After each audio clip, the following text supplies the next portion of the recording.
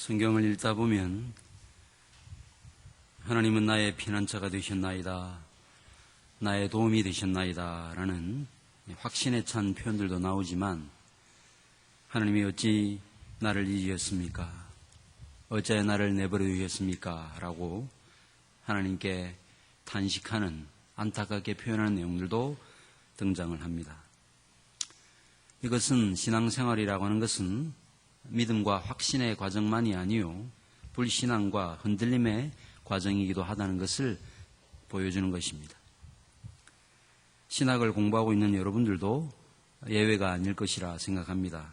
어떤 때는 하나님께 대한 감사와 찬송과 기쁨이 내 마음속에 넘쳐오르는 경우도 있지만, 어떤 경우는 불평과 탄식이 우리의 입에서 터져나올 때도 있습니다. 그렇다면 여러분들은 어느 때 하나님이 나를 잊었습니다, 나를 버리셨습니다 라고 탄식하십니까?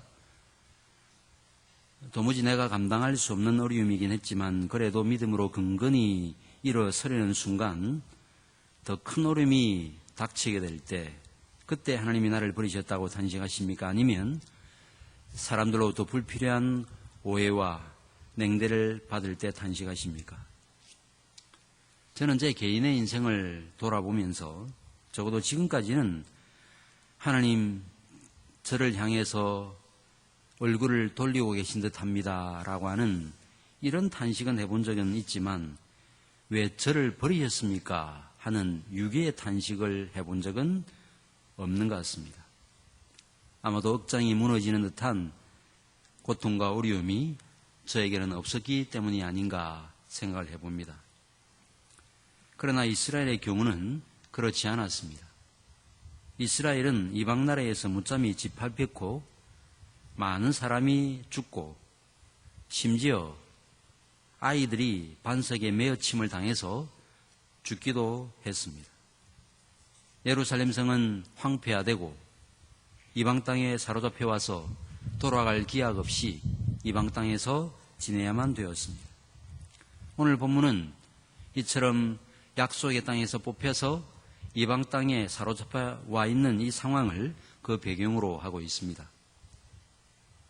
저는 포로가 되어본 적도 없고, 어떤 사람처럼 구치소에 하루 정도 수감되어 본 그런 경험을 하기도 하지만 그런 경험도 없어서 저는 그 포로민들의 심정을 다 헤아릴 수 없습니다. 그러나 며칠 동안 인질로 잡혀도 극심한 심적 고통을 겪게 되는 경우들을 볼 때 1, 2년도 아니고 수십 년 동안 포로 생활을 해야만 되었던 그들의 심정은 정말 이루다 말할 수 없었을 것입니다. 유다는 3차에 걸쳐서 포로로 사로잡혀 왔지요. 1차, 2차에 걸쳐서 포로로 사로잡혀 온 사람들은 그나마 돌아갈 가능성은 그래도 좀 있지 않겠는가라는 생각을 했을 것입니다. 6.25 때 월남한 제 아버님도 그런 생각을 했다고 합니다. 16살 때 인민군으로 징집이 되어 이남으로 내려왔습니다.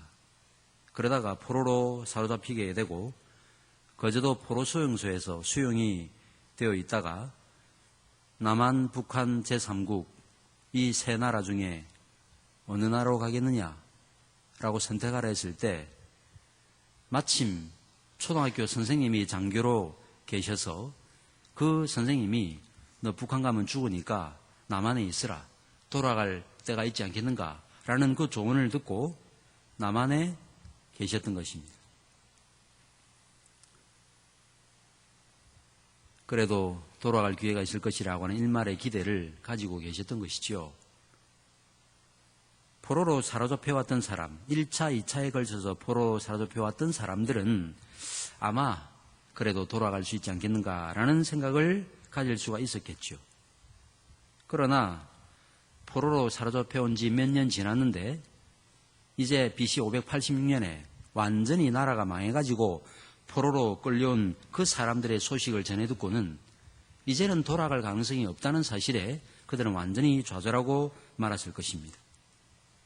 그래도 2년 안에는 돌아갈 수 있지 않겠는가라고 하는 거짓 선지자들의 예언에 헛된 기대감에 들떠서 돌아갈 날을 손꼽아 기다리긴 했지만 남북이 분단된 지 62년이 지난 지금까지 북한으로 돌아갈 수 없는 저희 아버님처럼 낯선 땅, 이방 땅에서 그들은 집을 짓고 이제는 살아야만 되었던 것입니다. 그런데 고향으로 돌아가지 못하면서 남의 나라에 빌부터 사는 것도 참 괴롭고 힘든 일인데 바벨론 사람들이 유다 사람들한테 어이 1번 죄수, 어이 3번 죄수 그러면서 너 한번 노래 한번 한 자리 한번 해봐 하면서 노래를 시켰습니다. 우리가 바벨론의 여러 강변 거기에 앉아서 시온을 기억하며 울었도다.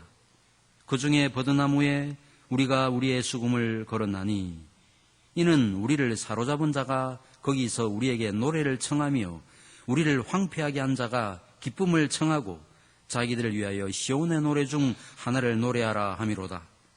우리가 이방 땅에서 어찌 여호와의 노래를 부를까? 라는 시편 137편이 이스라엘 백성들의 그 아픈 심정을 잘 대변해 줍니다. 유다 백성들이 처한 상태가 이런 상태였음을 헤아릴 때 하나님께서 왜 우리를 버리셨습니까? 주께서 우리를 다 잊어버리셨습니다. 라고 하는 이 애통과 이 탄식, 왜 그들이 그렇게 슬퍼하며 하나님께 부르짖었는지 충분히 이해가 갑니다. 그런데 안타까운 사실은 하나님께서 포로로 사로잡혀 온 자가 온 자기 백성 이스라엘에게 오늘 본문 앞에 보시면 이제 약속의 땅으로 돌아가게 될 것이라고 하는 이 획기적인 메시지를 전했음에도 불구하고 그들이 이 메시지를 아직까지는 듣고 있지 않았다는 것입니다. 이사야 49장 7절 이하에 회복의 메시지가 선포되고 있음을 볼 수 있습니다. 이스라엘은 다시는 멸시당하거나 종살해하지 않을 것이요 오히려 자신을 괴롭혔던 열방들이 그들에게 예를 갖추고 부복하게 될 것이라고 말씀하고 있습니다. 그리고 8절 9절에서는 하나님께서 백성들의 이 간구를 들으시고 약속의 땅 가나안으로 인도해 드리실 것이라고 말씀하고 있습니다. 그러면서 13절에서 하늘이여 노래하라 땅이여 기뻐하라고 하면서 하나님께서 고난당한 자를 불쌍히 여기실 것이라고 말씀하고 있습니다. 이런 회복의 메시지가 주어졌다면 이스라엘은 어떤 반응을 보이는 것이 맞습니까? 하나님 그렇습니다. 이제 저는 하나님께만 소망을 두겠습니다. 이렇게 반응을 보이는 것이 마땅하지요. 그러나 이스라엘은 그렇지 못했습니다. 우리말 성경 오늘 본문에 오직 시온이 이르기를 이라고 시작이 되지만 사실은 그러나라는 단어가 제일 먼저 나타납니다. 이것은 하나님께서 포로로 사로잡혀 와 있는 이스라엘 백성들에게 이스라엘이 회복될 것이라고 하는 이 메시지를 주셨지만 이스라엘은 여전히 여호와께서 나를 버리시며 주께서 나를 잊으셨다라고 탄식했다는 것을 보여주는 것입니다. 그러면 하나님께서 이스라엘이 회복될 것이라고 약속하셨음에도 불구하고 이스라엘 백성들이 낙심하고 탄식한 이유가 무엇입니까? 그 이유는 하나님의 언약 백성들이 시온성이 있는 예루살렘에 살지 못하고 지금 약속의 땅 바벨론에 사로잡혀 와 있기 때문이죠. 그런데 그것도 중요하지만 이들이 지금 이 바벨론 땅에 사로잡혀 와 있는 이 상황을 하나님이 자신들을 버리신 상황으로 이해했다는 것입니다. 이게 더 중요해요. 해석이 더 중요하다 그 말이에요. 상황도 중요하지만 항상 그 상황을 바라보는 이해와 생각이 어떠하냐에 따라서 어떤 경우는 하나님께서 나를 버리셨다라고 탄식할 수도 있겠지만 어떤 경우는 여전히 하나님은 나를 붙들고 계시다라고 말할 수도 있습니다. 어쨌든 그들은 하나님께서 자신들을 버리신 상황으로 이해해서 도대체 하나님의 영광이 어디로 갔는가? 이제는 하나님의 영광은 다 떠나버렸다. 하나님의 약속은 어떻게 되었는가? 라면서 탄식했던 것입니다. 사랑하는 동역자 여러분, 여러분들에게도 이런 정도는 아니겠지만 아마도 마음속에서 불평과 탄식과 원망이 스물스물 올라오는 일들을 한두 번 경험하신 적이 있을 것입니다. 우리 인생에서 하나님께서 함께 하심에 대한 흔적보다 하나님께서 나를 버리셨다, 아니면 하나님께서 지금 얼굴을 돌려 나를 외면하고 계시다라고 하는 증거를 발견하게 될 때가 한두 번 있습니다. 지난 주간에 개척교회를 한 지 얼마 지나지 않았는데 딸이 3도 화상을 입어서 수술에 들어가니 기도해달라고 하는 메시지를 받은 적이 있습니다. 제가 다닌 모 교회, 제일문창교회 구정자 권사님이라는 분이 계셨는데 그분 딸이 우물에 빠져 죽었어요. 그분 아들이 우물에 빠져 죽었어요. 얼마 지나지 않아 이분이 중풍에 걸려서 죽을 때까지 제 기억으로 5년 이상 중풍으로 시달리다가 돌아가셨는데 제가 어릴 때 아마 중학생 정도 되었던 것 같아요. 어머니를 따라서 저희 어머님이 그분을 아주 좋아해서 그 권사님 댁에 신방을 갔는데 그 권사님이 뭐라고 말씀하시는가 하면 하나님 영광 가릴까 두렵다. 하나님 영광 가릴까 두렵다. 이런 말씀을 했어요. 제가 그때는 그 이야기가 무슨 말인지 잘 몰랐습니다. 어느 정도 장성하고 난 다음 그분이 하시는 그 말씀의 의도를 알았습니다. 그분은 경건하기로 이름난 분이었거든요. 그런데 자식이 우물에 빠져 죽고 본인은 중풍에 걸려 누워 있으니 이게 하나님의 영광을 가린다고 생각했던 것입니다.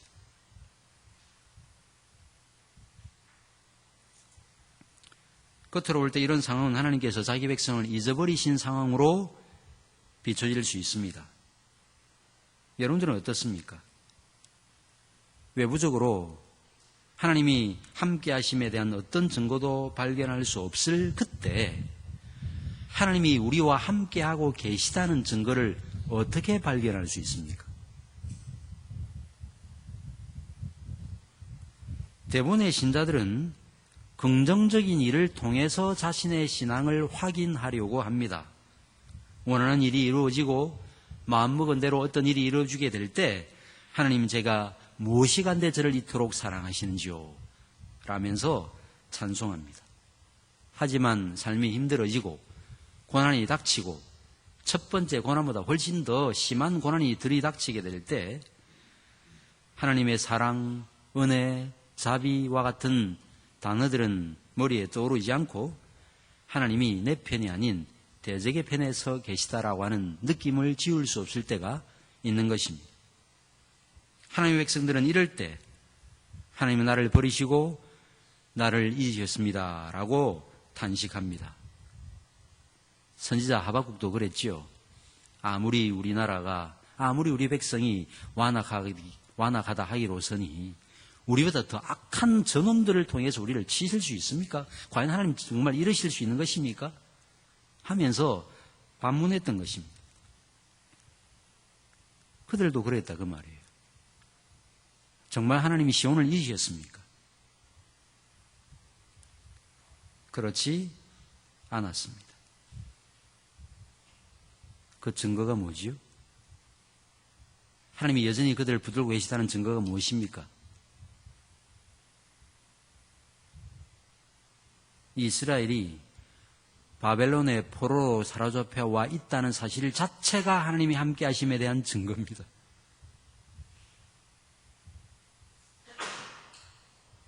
왜 우리는 그렇게 이해해야 될까요? 약속의 땅 가나안에서 언약에 불순종하면 이방 땅으로 사로잡혀 와서 고통당하게 될 것이라는 사실은 이미 신명기에서 우리에게 말씀하고 있는 내용이고 그 언약의 말씀대로 하나님이 실행하였으니 그 언약의 현장 안에 지금 들어와 있으니 그들은 그런 가운데서 정말 하나님은 살아계시는구나. 하나님은 눈 감고 계시는 분이 아니구나. 자의 백성을 지속적으로 관리하시는 분이시구나 라고 하는 이 분명한 확신을 그 삶 가운데서 얻었어야만 되었는데 그들은 그 사실을 잊어버린 것입니다. 이러면서 바벨론의 포로로 사로잡혀 와 있게 된 이 사실 자체가 하나님께서 자기 백성을 잊지 않고 계심에 대한 가장 강력한 증거였습니다. 징계는 자녀에게만 하는 법입니다. 존 버녀는 하나님의 백성들은 종과 같다. 종을 더 세게 칠 때 좋은 소리가 나는 것과 같다라고 말했습니다. 그렇습니다.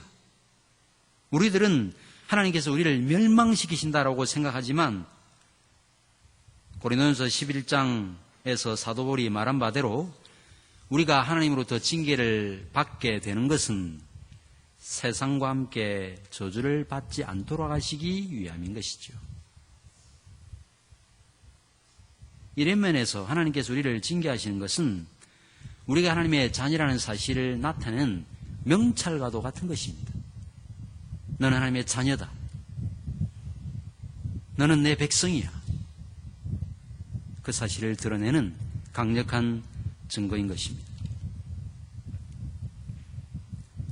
징계는 우리가 죄 많은 세상에 살기 때문에 겪게 되는 것이기도 하지만 적어도 징계는 하나님의 버리심에 대한 증거가 아니라 하나님의 함께하심에 대한 증거로 이해해야 합니다. 이 사실을 알았던 존 오웬은 천국과 지옥에서는 징계라는 것이 결코 존재하지 않는다. 천국에서는 결코 필요하지 않다. 왜냐하면 죄가 없기 때문이다. 지옥에서도 주어지지 않을 것이다. 왜냐하면 거기는 회개할 수 있는 기회가 없기 때문이다. 왜 징계가 주어집니까? 죄 많은 세상 가운데 살고 있고 여전히 우리 마음속에 죄성이 사라지지 않고 있기 때문인 것입니다. 그렇다면 이스라엘이 하나님께서 왜 우리를 버리셨는가라고 탄식하면 안 되는 것이었습니다. 그런데 그들은 탄식했습니다. 하나님께 대한 심각한 오해에서 비롯된 일이었습니다. 잘못해서 아버지가 아이에게 매를 대는데 아이가 동네방네 소리를 지르면서 우리 아버지가 나를 죽이려고 해요. 저를 도와주세요. 환자가 의사로부터 약 처방을 받고 수술을 받으려고 하는데 의사가 지금 나한테 독약을 먹이려고 합니다. 의사가 지금 나를 죽이려고 합니다. 라고 말하면 이게 정상적입니까? 그런데 이스라엘이 그랬다는 것입니다. 하나님께서 자기 백성을 시온의 백성답게 만드시기 위해서 바벨론으로 사로잡아 오셨는데 그들은 하나님 어찌하여 우리를 버리셨습니까? 라고 탄식했던 것입니다. 이런 생각을 갖는 이유는 앞서 제가 언급드린 바대로 많은 신자들이 긍정적인 일을 통해서만 자신의 신앙을 확인하려고 하기 때문입니다. 우리는 긍정적인 일로만이 아니라 눈으로 볼 때 매우 부정적인 일을 통해서도 하나님이 우리와 함께 하신다는 사실을 볼 수 있는 안목을 가질 필요가 있습니다. 그것이 성경적이에요. 왜 그렇습니까? 하나님께서 나의 율례와 법도를 따라 행하지 아니하면 내가 너의 대적이 되겠다라고 말씀하셨기 때문입니다. 이사야 63장 10절에 그들의 모든 환난에 동참하사 자기 앞에 사자로 하여금 그들을 구원하시며 그의 사랑과 그의 자비로 그들을 구원하시고 옛적 모든 날에 그들을 드시며 안으셨으나 그들이 반역하여 주의 성령을 근심하게 하였으므로 그가 돌이켜 그들의 대적이 되사 친히 그들을 치셨더니. 하나님은 두 가지 방식으로 싸우시죠. 자기 백성이 주의 뜻대로 행할 때는 자기 백성의 대적자들과 싸우십니다. 그런데 자기 백성이 주의 뜻대로 살지 못할 때는 친히 대적이 되셔서 우리와 싸우시는 거예요. 야곱의 인생이 평생 하나님과 겨루고 다투는 인생이었습니다.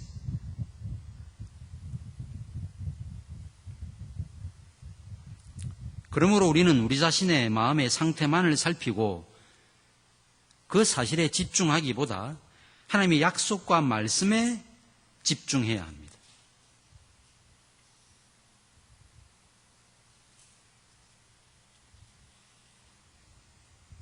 너희들은 이제 끝장이다. 내가 이스라엘의 회복을 그토록 이야기했는데도 불구하고 지금 너희가 나한테 주여 어찌하여 나를 버리셨습니까? 우리를 잊으셨습니까? 라고 탄식하다니 너 이제 끝장이야. 그렇게 말하실 것 같은데 어째 잊으셨습니까? 라고 탄식하고 난 다음에 뭐라고 말씀하시죠? 더 분명한 약속으로 자기 백성을 위로하고 계십니다.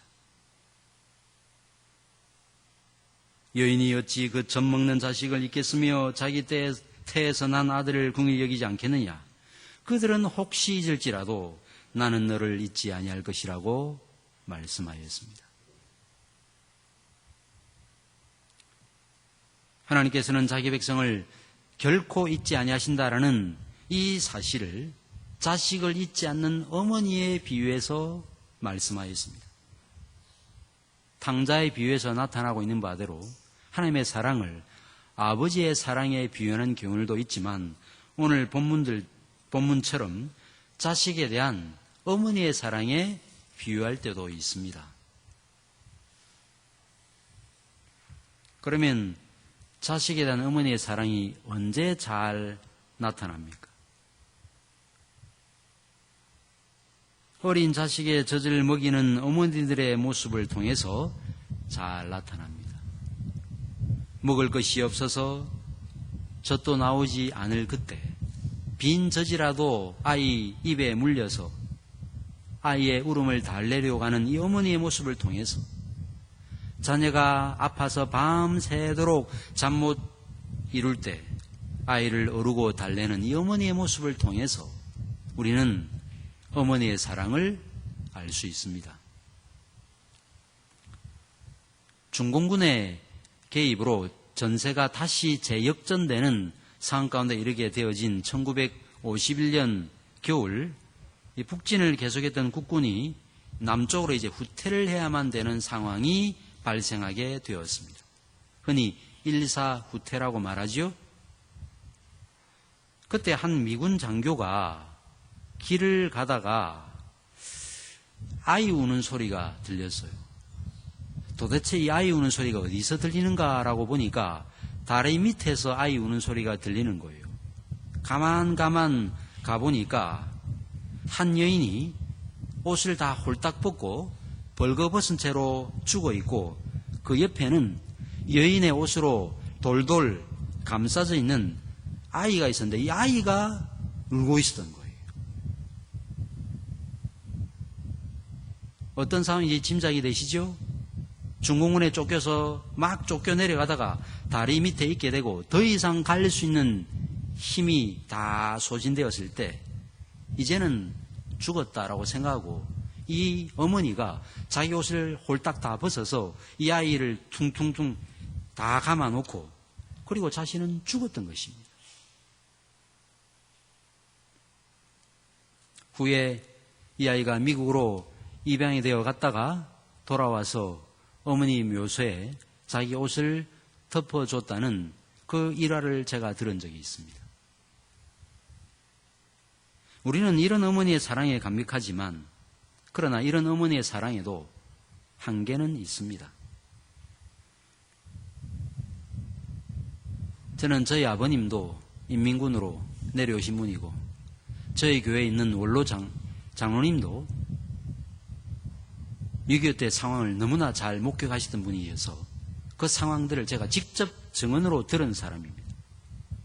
6.25 사변 때 전투기가 폭격을 한다든지 할 때 엄마가 아이를 업고 가기도 하지만 때로 아이가 떨어졌을 때 아이를 다시 데리고 가지 않고 그냥 도망을 가는 경우도 있었다고 합니다. 이게 어머니의 사랑의 한계예요. 오늘날은 더 말할 것도 없습니다. 자식을 낳고 바로 버려버리는 경우들도 있고 살다가 너무 힘들어서 버리는 경우들도 있습니다.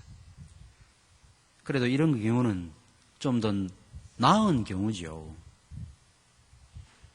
열왕기하 6장을 읽어보면 북이스라엘이 아람 나라에서 포위되었을 때 먹을 것이 없게 되자 오늘은 당신 아이, 내일은 내 아이 서로 잡아먹다가 나중에는 어떤 사람은 계약 위반을 해가지고 우리 아이 내어놓지 못하겠다라고 해서 물고 뜯고 싸우다가 숨지는 그런 일들까지 일어났다는 사실을 우리가 잘 알고 있는 내용이죠.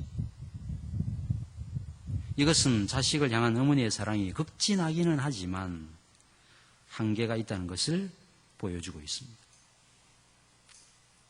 이런 이유 때문에 시편 기자는 내 부모는 나를 버렸으나 여호와는 나를 영접하시리니 라고 찬송했던 것입니다.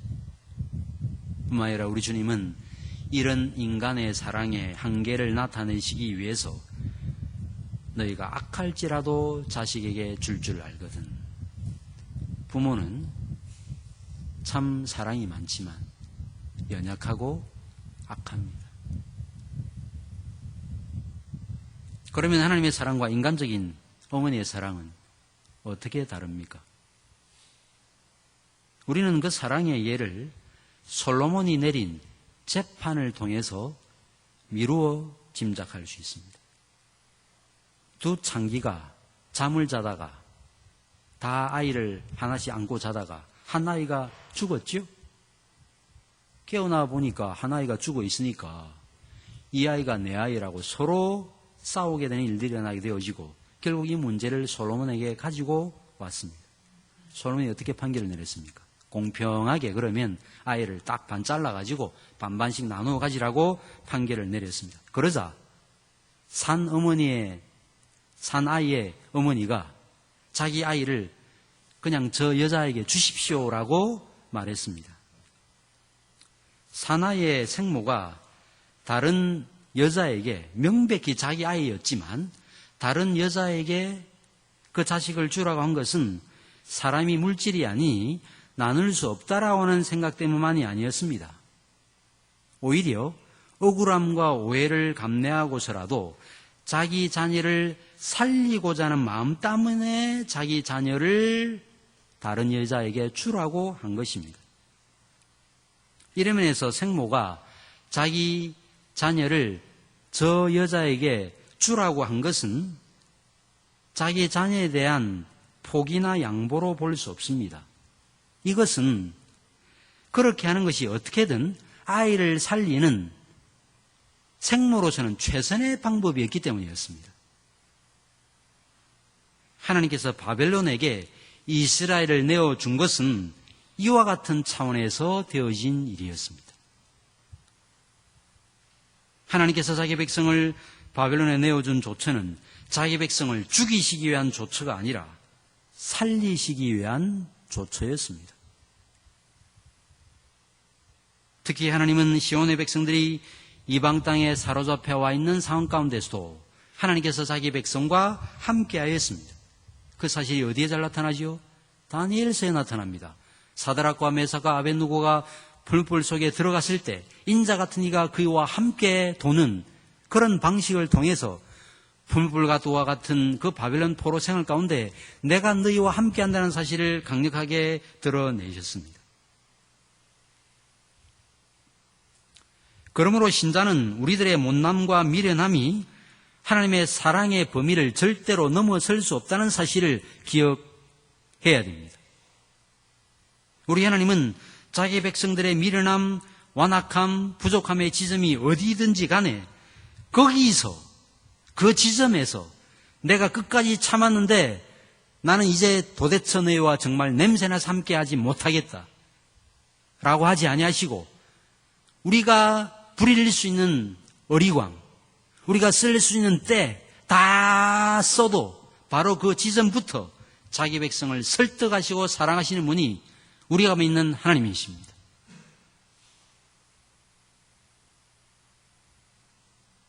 자기 백성이 어리석고 신실하지 못해도 결코 포기하지 않으십니다. 우리가 잘못해서 벌받고 우리가 하나님을 오해하고 우리가 원망하고 하는 그런 상황 가운데서도 우리를 구원하시는 계획을 끝까지 이루시는 분이 신실하신 우리 하나님이십니다. 그러면 하나님은 무슨 이유로 우리를 사랑하실까요? 하나님이 우리를 사랑하시는 것은 우리가 그리스도와 연합되어 있기 때문입니다. 요한복음 11장에 나오는 대선적 기도에서 주님은 다음과 같이 간구하였습니다. 내가 그들 안에 있고 아버지께서 내 안에 계시어 그들로 온전함을 이루어 하나가 되게 하려 함은 아버지께서 나를 보내신 것과 또 나를 사랑하신 것과 같이 그들도 사랑하신 것을 세상으로 알게 하려 함이로소이다.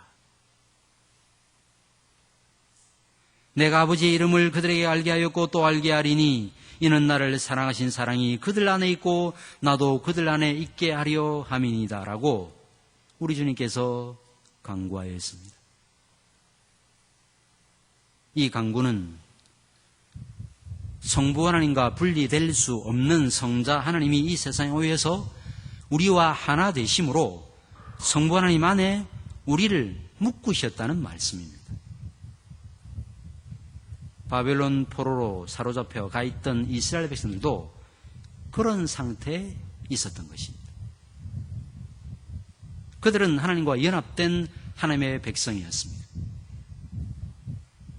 그러니 어찌 하나님께서 자기 백성을 잊으실 수가 있겠습니까? 이런 언약적 사랑을 시온의 백성들에게 확신시키기 위해서 하나님께서는 내가 너를 내 손바닥에 새겼다고 말씀하신 것입니다. 우리말 성경은 그냥 내가 너를 내 손바닥에 새겼고라고 되어 있지만 본래는 보라라고 하는 감탄사가 먼저 나타나요. 이 일이 얼마나 경이로운 일인지 자 보라 내가 너를 내 손바닥에 새겼다고 말씀하신 것입니다. 그렇습니다. 우리는 하나님의 손바닥에 새겨진 존재들입니다. 어릴 때 중요한 내용을 잊지 않기 위해서 숙제나 내일 가져올 물건을 선생님이 말씀할 때 때로 종이가 없으면 연필로 볼펜으로 손바닥에 한두 번 적어보지 않은 분, 그래서 요즘 세대는 모르겠지만 아마 없을 것 같아요. 그런데 그랬다가 낭패를 본 경험들이 또 있죠. 모르고 세수를 했다가 뭘 썼지 잘 기억이 안 나는 이런 경험들을 한두 번 했던 적도 있습니다.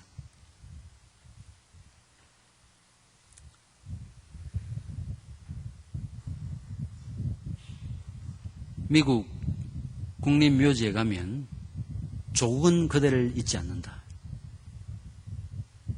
이런 문구가 쓰여 있다고 합니다.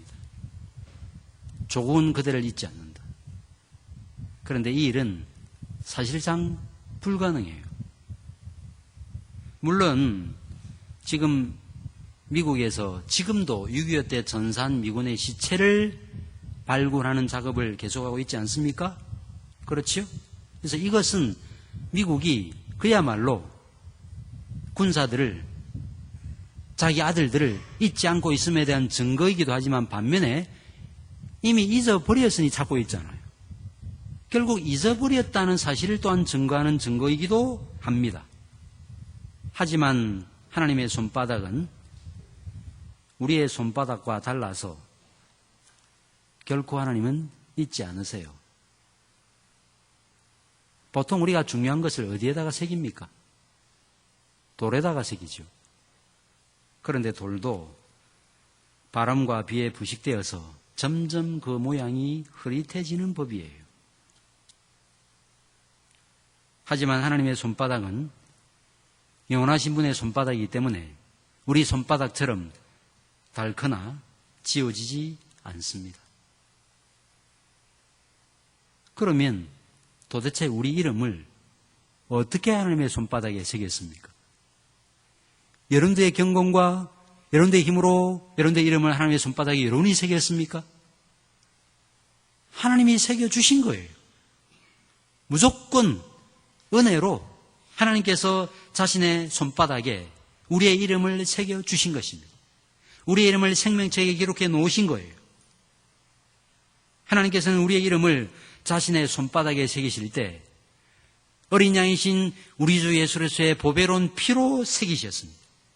이 사실을 아셨던 주님은 나를 보내신 이의 뜻은 내게 주신 자 중에 하나도 잃어버리지 아니하고 마지막 날에 다시 살리는 이것이니라고 말씀하셨던 것입니다. 내가 너를 내 손바닥에 새겼고 라고 하신 하나님께서 이어서 너의 성벽이 항상 내 앞에 있나니라고 말씀하였습니다. 너의 성벽이 항상 내 앞에 있다는 말씀이 무슨 말씀입니까? 바벨론의 포로로 사로잡혀 갔던 유대인들이 예루살렘 성전이나 예루살렘 성벽이 너무 그리워서 그 모습을 손바닥에 그려놓고 살았다는 거예요. 유대인들은 성전을 늘 사모했거든요. 그런데 그 성전이 이제 눈앞에 사라졌습니다. 그래서 그에 대한 그리움 때문에 새겼다는 거예요. 그래서 하루하루 생활할 때마다 힘들 때마다 그 손바닥에 새겨진 예루살렘 성벽 그림을 봤다는 거예요. 그러나 이미 예루살렘 성과 성전과 성벽은 파괴된 상태에 있었습니다. 이 상황 속에서 하나님은 너의 성벽이 항상 내 앞에 있다고 말씀하셨습니다. 이게 무슨 말씀입니까? 허물어진 성 하나님의 교회와 하나님의 백성을 다시 일으켜 세우시겠다라고 하신 말씀이었습니다. 오늘날 조국 교회는 바벨론 포로 시대를 맞이하고 있습니다. 교회 부흥은 끝났다고 이야기를 하고 어떤 분들은 하나님의 영광의 구름 쉐키나가 이미 한국을 떠났다고 이야기하기도 합니다. 우리 주님께서 에베소 교회 사도들에게 내 촛대를 옮기리라 말씀하신 것처럼 하나님께서 촛대를 조국 교회에서 옮기셨다라고 말하기도 합니다.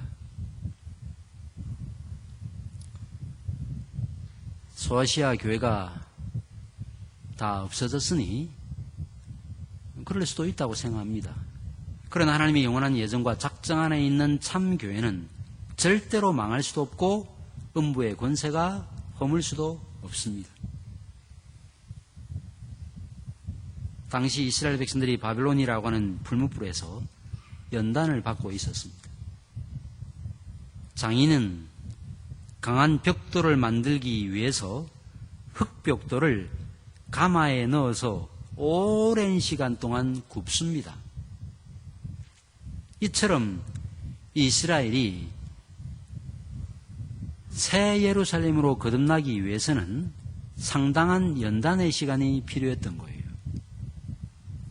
10년, 20년, 30년 한 세대가 지나고 40년, 50년, 60년 두 세대가 지나기까지 이스라엘은 연단을 받아야만 되었습니다.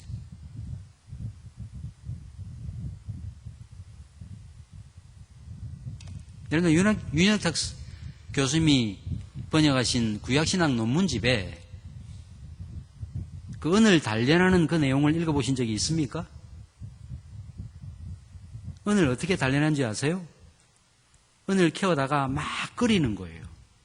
그런데 이제 순전한 은이 되었다라고 하는 그 증거를 언제 발견합니까? 단련하는 자의 얼굴이 비칠 때예요. 그럴 때 이제 99.9% 순전한 은이 되었음을 확인하고 작업을 중단하는 것입니다. 우리 안에 하나님의 형상이 이루어지기까지 하나님은 절대로 우리를 놓지 아니하시고 그 연단의 작업을 지속하시는 분이십니다. 그러므로 사랑하는 하고 여러분들 중에 이스라엘 백성들처럼 불무불 속에 계신 분이 있습니까? 너무 실망하지 마십시오. 왜 하나님께서 여러분들을 그 고난과 어려움의 현장 속에 내버려 두시겠습니까? 여러분들을 더 강하게 하시기 위함입니다. 저는 사무엘 러더포드 목사님을 좋아하는데, 제가 사무엘 러더포드 목사님을 물론 학교 다닐 때부터 그 이름은 들었지만, 제가 그분을 존경하고 사랑하게 된 것은 그분이 쓴 사무엘 러더포드 서한집 편지를 읽고 난 다음이었습니다. 저희 학교 선배인 이강호 목사님이 번역을 했어요. 상당히 어려운 내용입니다.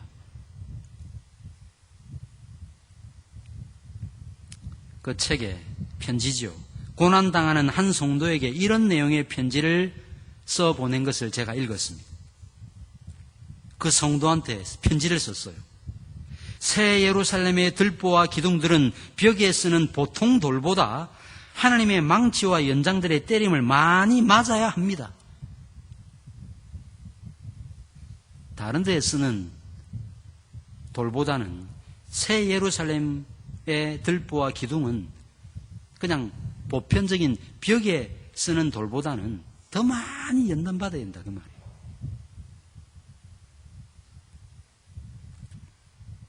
맞습니다. 우리가 새 예루살렘의 들보와 기둥과 터가 되기 위해서는 하나님의 망치와 하나님의 연장에서 많이 맞아야 됩니다. 그래야 전투적이 돼요. 권투 선수가 많이 맞아야 맷집이 세지는 것입니다. 한 대도 맞아보지 않고 올라갔다가 한 대 맞고 그냥 정신을 잃어버리는 거예요. 그래서 우리를 더 강하게 하시기 위해서 하나님께서 우리를 연단하시는 것입니다. 이처럼 연단된 자들만이 하나님의 나라를 세우는 기둥과 돌이 될 수 있고, 신랑 되신 예수께서 오실 때 순결한 처녀로 주님 앞에 설 수 있습니다. 그러므로 하고 여러분, 너무 낙심하지 마십시오. 고난에 고난이 닥쳐와도 하나님께서 나를 다루고 계신다는 강력한 증거라는 사실을 기억하면서 끝까지 센 물살을 헤엄쳐 올라가는 연어처럼 그렇게 하나님 앞으로 나아가십시오. 그리고 하나님이 나를 버리셨다라고 하는 그 내적 음성에 속지 마십시오. 그리고 끝까지 인내하십시오. 욥의 인내를 기억하십시오. 그리하여 의의 열매가 가득한 자로 주 앞에 서십시오. 하나님이 여러분과 함께 하실 것입니다. 기도하겠습니다. 오늘 이 아침에 주시는 귀한 말씀을 우리의 마음에 잘 담아 죄 많은 세상 가운데 피할 수 없는 징계 채찍이 우리에게 주어질 때 거부하지 않게 하시며 원망하지 않게 하시고 하나님의 나라의 기둥과 초석으로 만드시기 위한 하나님의 연단의 과정 가운데 내가 들어와 있음을 인식하고 오히려 그 사실을 통해 하나님의 함께 하심의 증거를 발견하고 끝까지 견디며 인내하며 끝까지 연단받아 하나님의 나라의 귀한 일꾼이 되어지고 조국교회의 초석이 되고 기둥이 되는 놀라운 복을 우리 모두에게 부어주시옵소서. 우리 구주 예수를 소유으로 기도하옵나이다.